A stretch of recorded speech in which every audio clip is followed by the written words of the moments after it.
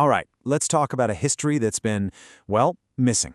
We're about to piece together a story that was systematically wiped from our textbooks, uncovering entire civilizations that thrive for centuries. Okay, let's dive in.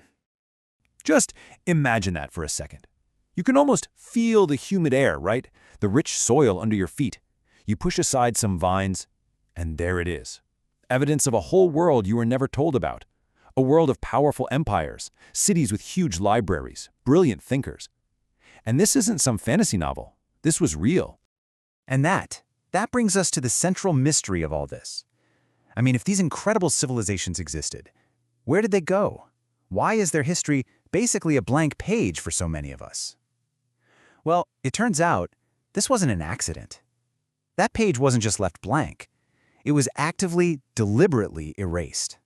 So to solve this mystery, we first have to understand just what was lost. We need to look at the evidence that actually survived. The echoes of greatness that proved these empires weren't myths. They were thriving, incredible centers of human achievement. First up on our list, the ruins of Great Zimbabwe. Now, these aren't just some old walls. This was a massive stone city built way back in the 11th century. Some of the walls are 36 feet high.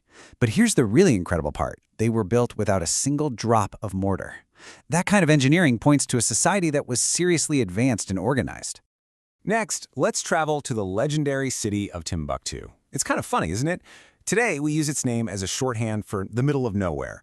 But back in the 14th century, it was the exact opposite. As part of the Mali Empire, it was a global hub of knowledge, with a major university and libraries packed with priceless manuscripts on everything from math to astronomy to philosophy. And then there's the Benin Empire, famous for its absolutely masterful bronze casting. I mean, just look at the skill here. This was not simple metalwork. These famous Benin bronzes were made using a super advanced technique, creating these intricate plaques and sculptures that documented their own history with an artistic brilliance that was, well, it was just unparalleled. And these examples? We're just scratching the surface. Seriously, we could talk all day about the Kingdom of Kush, a power that literally rivaled ancient Egypt, or the Songhai Empire, one of the largest states in African history.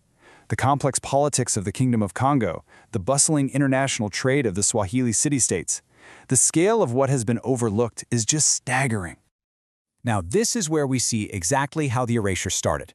When European colonists first saw the walls of Great Zimbabwe, they just could not believe that indigenous Africans could have built them. So what did they do? They made up a story about foreigners building it. They took Timbuktu, a center of learning, and called it an exotic outpost. This wasn't just some innocent misunderstanding. This was a deliberate rewriting of reality. So that leads us right to the next phase of our investigation. We've seen the proof of what existed. So now the question is, how exactly was it unwritten? How was all this history so effectively wiped from the record? You have to understand, this wasn't random. It was a systematic process. First, it started by dismissing indigenous knowledge, calling it pagan or superstition. Then, colonial schools were set up to replace local histories with stories all centered on Europe.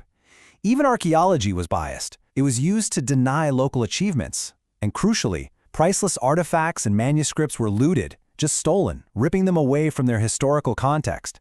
And finally, the history books themselves were rewritten, framing the entire narrative around European discovery instead of indigenous innovation. But the story doesn't end there, because history, it turns out, is pretty resilient. The erasure wasn't total, and today there's a really powerful movement happening to piece the whole truth back together. So meet the modern-day historical detectives. You've got this new generation of African and international scholars, historians, and archaeologists, and they are digging deep into the archives, re-examining all the old evidence, and, most importantly, listening to the voices that were silenced for so long. They are fighting right now to reclaim this narrative. And their approach is so smart because it's coming from all sides. They're digitizing ancient manuscripts to preserve them forever. They're recording oral traditions to save those unwritten histories. New archaeology is being done without that old colonial bias. And there is a huge push for the restitution of those stolen artifacts. And all of this work, it serves one massive, crucial goal: to finally rewrite the textbooks and tell the true story. Okay, so we've seen the empires, we've investigated their erasure, and we've seen the fight to reclaim them. But you might be asking, why does any of this really matter right now? I mean, what's the real-world impact of fixing a dusty old history book? It matters because of this one simple, incredibly profound truth. History shapes identity. What we are told about our past directly, powerfully influences how we see ourselves and our potential for the future. And honestly, the stakes could not be higher.